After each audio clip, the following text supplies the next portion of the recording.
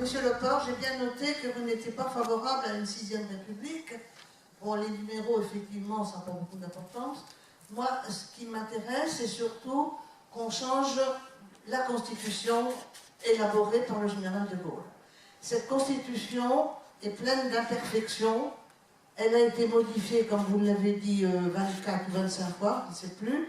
Elle est assez décousue dans son ensemble et elle aurait besoin vraiment d'être revue, corrigée.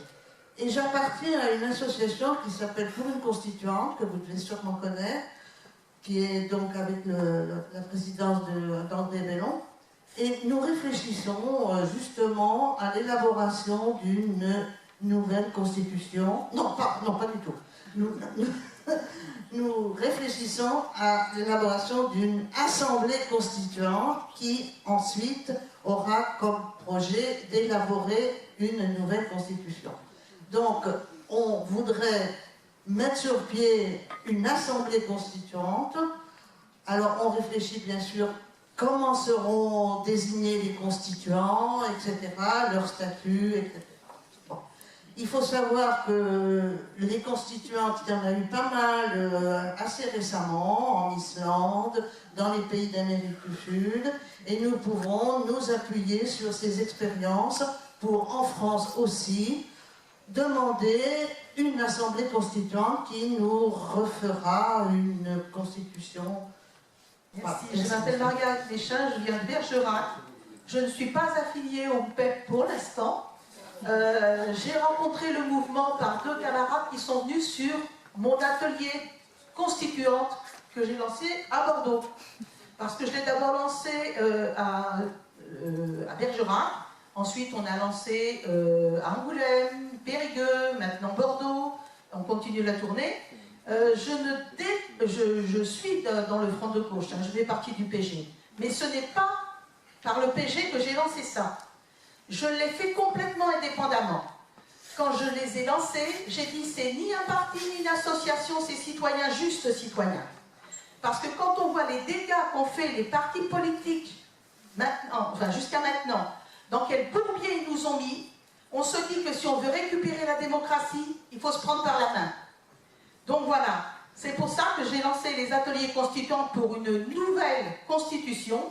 Et ce que nous demandons tous, dans toutes les réunions que nous faisons, les gens demandent le contrôle. Parce que nous n'avons aucun pouvoir de contrôle sur nos élus. On leur donne des chèques en blanc tous les 5 ans, ils font ce qu'ils veulent et ils n'ont pas de compte à nous rendre. C'est un grave problème. Et ne serait-ce que pour ça, il y en a toujours plus dans 10 têtes que dans une seule. Le peuple n'est pas plus bête que les élus. Chaque personne a des capacités intellectuelles, chaque personne a des compétences dans divers domaines. Donc, il faut estimer que tout le monde a le droit de faire état de ses idées, de ses connaissances, et après on fait le tri. Mais je pense que quand on veut parler de démocratie, eh ben, c'est surtout pas ce que nous avons de ce moment. La démocratie, c'est le pouvoir du peuple, par le peuple, pour le peuple. Et le peuple, c'est nous. Donc je vous remercie beaucoup pour ce tableau qui a été dressé et puis pour les éléments de réflexion qu'il apporte.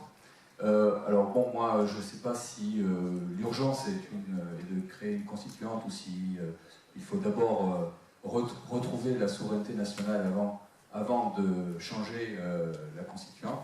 Mais maintenant il y a un petit problème, un petit aspect technique, je veux dire, que j'aimerais discuter, c'est la façon de créer une assemblée constituante, parce que vous avez dit que finalement on ne pouvait pas vraiment en faire une en ce moment, parce que actuellement elle serait composée en fait de 30% de socialistes, 30%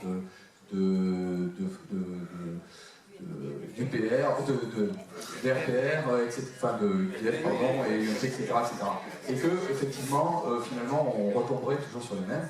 Et donc, il y a des gens qui ont pensé que la représentativité du peuple, surtout quand on a un grand nombre de personnes, c'est-à-dire, par exemple, 500 personnes, pouvait se faire à partir de techniques qui sont liées, par exemple, au tirage au sort. et qui finalement permettrait d'échapper à ce problème technique que vous avez soulevé de la représentativité des partis par rapport à la population. Merci beaucoup.